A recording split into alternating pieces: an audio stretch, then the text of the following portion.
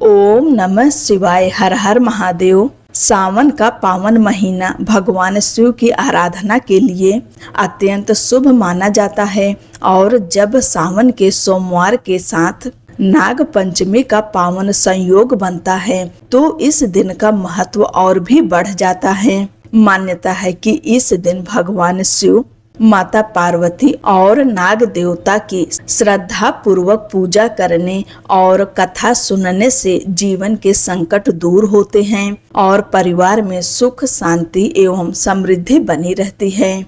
आज हम लेकर आए हैं सावन के तीसरे सोमवार की व्रत कथा, जिसका श्रद्धा पूर्वक श्रवण करने से भगवान भोलेनाथ की कृपा प्राप्त होती है। तो आइए अपने मन को शांत करें, भगवान शिव का स्मरण करें और श्रद्धा एवं भक्ति के साथ सुनते हैं सावन के तीसरे सोमवार की पावन व्रत कथा।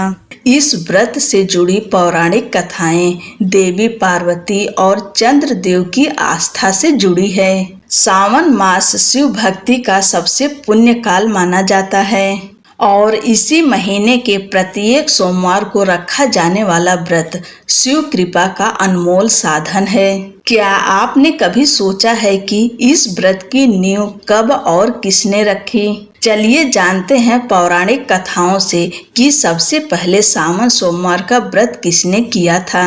मान्यता है कि पहली बार सावन सोमवार का व्रत स्वयं देवी पार्वती ने रखा।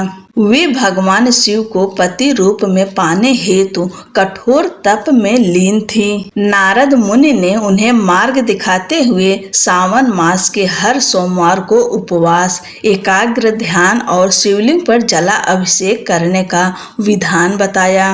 माता पार्वती ने नियम पूर्वक सभी सोमवारों का व्रत किया और उनके अटूट संकल्प से प्रसन्न होकर शिव जी ने उन्हें वर रूप में स्वीकार किया। यही कारण है कि यह व्रत आज भी अविवाहित कन्याओं के लिए अत्यंत फलदायी माना जाता है।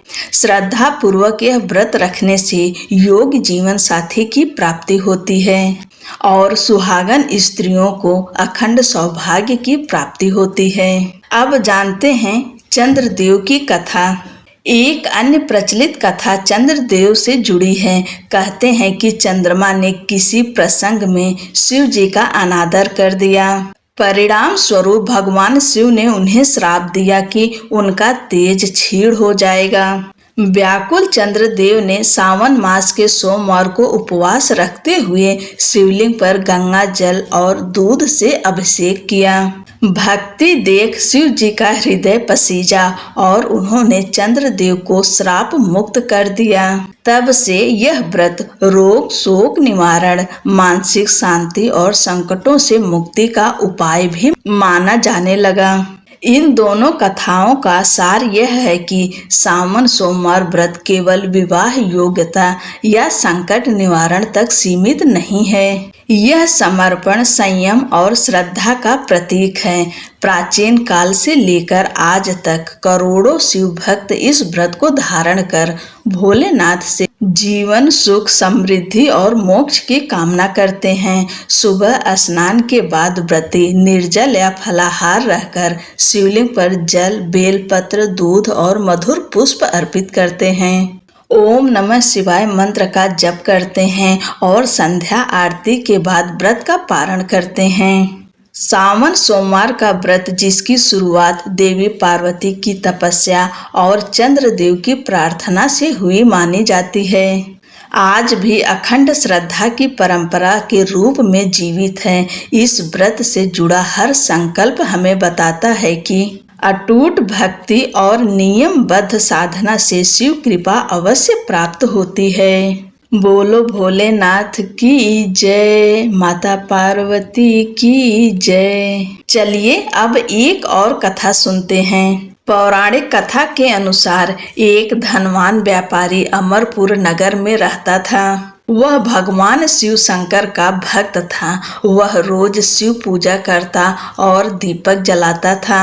उसका कारोबार अच्छा चलता था। उसके पास सभी प्रकार की सुख और सुविधाएं मौजूद थीं। समाज में उसका नाम था, लेकिन वह काफी दुखी रहता था क्योंकि उसकी कोई संतान नहीं थी। उसे एक पुत्र की चाह थी। उसे हमेशा इस बात की चिंता थी कि उसके जाने के बाद उसका व्यापार कौन देखेगा, उसका वंश कैसे आगे बढ़ेगा। पुत्र प्राप्ति के लिए वह सावन सोमवार व्रत रखता था। शिव जी के मंदिर में जाकर शाम के समय में दीपक जलाता था। यह कार्य करते हुए कई वर्ष व्यतीत हो गए। माता पार्वती भगवान शिव के इस भक्त के कार्य को देखती थी। एक दिन उन्होंने भगवान भोलेनाथ से कहा कि यह व्यापारी आपका अनन्य भक्त है, आप उसकी मनोकामना पूर्ण क्यों नहीं कर देते हैं? उसे पुत्र प्राप्ति का वरदान क्यों नहीं देते हैं? इस पर महादेव ने कहा कि व्यक्ति को कर्म के अनुसार ही फल मिलता है, लेकिन माता पार्वती शिव जी की इस बात से सहमत नहीं हुई और शिव जी को विवश कर दिया। तब महादेव ने उस व्यापारी को स्वप्न में दर्शन दिया और कहा कि तुमको पुत्र की प्राप्ति होगी, लेकिन वह अल्पायु होगा, वह 16 साल तक ही जीवित रहेगा। अगले दिन व्यापारी की नींद खुली तो वह खुश हो गया और पत्नी को सपने की बात बताई, लेकिन इस बात से दुखी भी था कि वह पुत्र 16 साल तक ही जीवित रहेगा।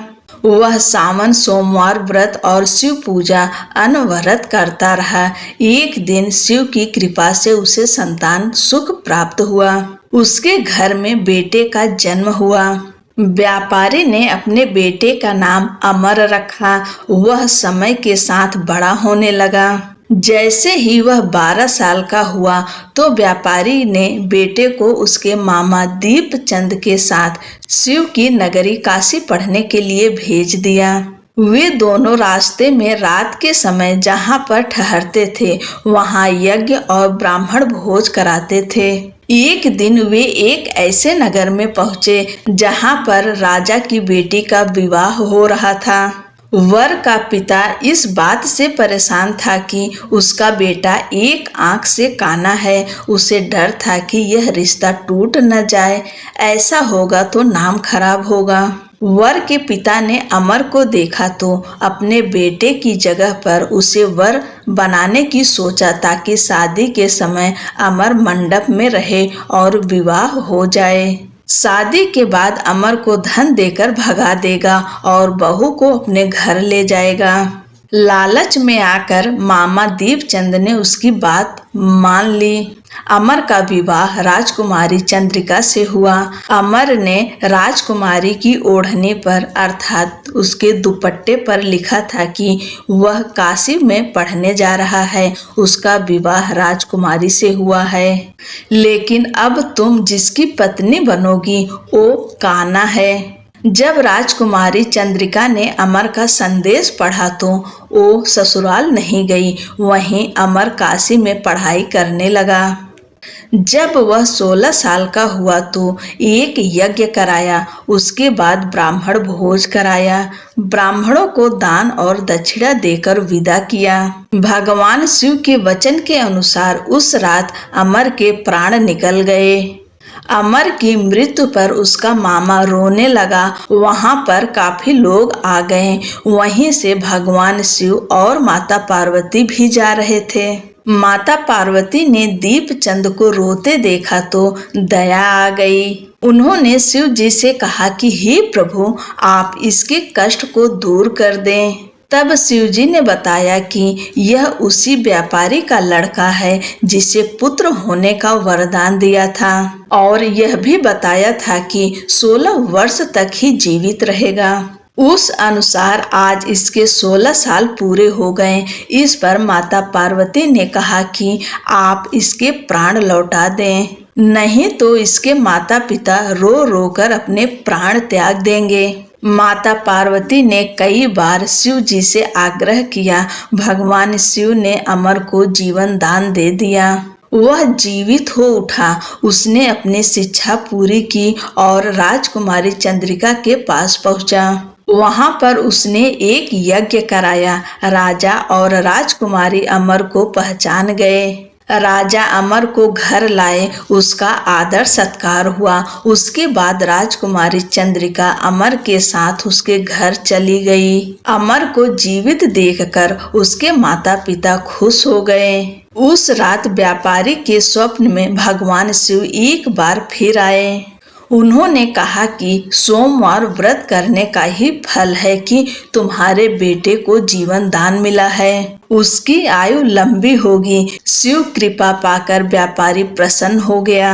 सोमवार व्रत के पुण्य प्रभाव से व्यापारी का पूरा परिवार सुखपूर्वक जीवन व्यतीत करने लगा। इस प्रकार जो भी सावन सोमवार का व्रत करता है और भगवान भोलेनाथ माता पार्वती की पूजा करता है और उसके साथ में इस कथा को सुनता है, उसकी सारी मनोकामनाएं पूरी होती है। बोलो भगवान शंकर की जय, माता पार्वती की जय। हर हर महादेव।